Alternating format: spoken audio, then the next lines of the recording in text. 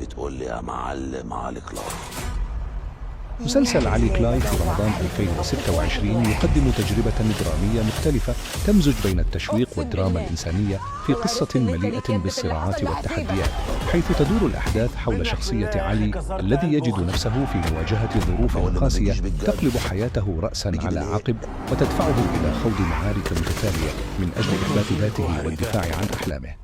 تتصاعد الأحداث مع كل حلقة عندما يدخل علي في صراع مع أشخاص يحاولون استغلال ضعفه أو تحطيم مستقبله، لكنه يرفض الاستسلام ويواصل القتال بإصرار كبير لتكشف القصة تدريجيا عن ماضيه المليء بالأسرار وعن علاقاته المعقدة مع عائلته والمحيطين به.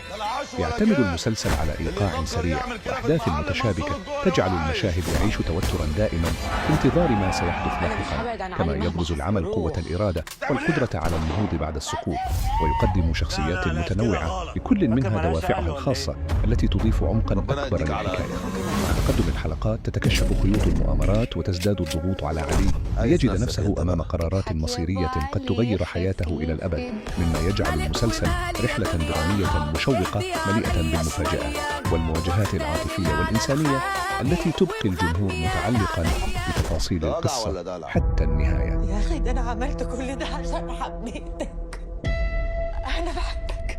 اوعي تسيبيني اروح. البطل اللي بيعمل كل حاجة عشان خاطر حبيبته. يبقى جاهز خرجة علي كلاي.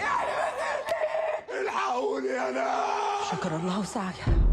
هتعوم على عوم الدبار والخمرجي. اخلص. أهلك لا تهلك. روح مش هتشوف علي لآخر يوم في عمره. كده كده يا هتخلص يا هتخلص. شيليني من دماغك يا ميادة. الزمن ما بيننا يا علي. يبقى العين بالعين والسن بالسن والبادي ايه؟ البادي ايه؟ ريحنا عشان اريحك. امين يا معلمين. الاونطه.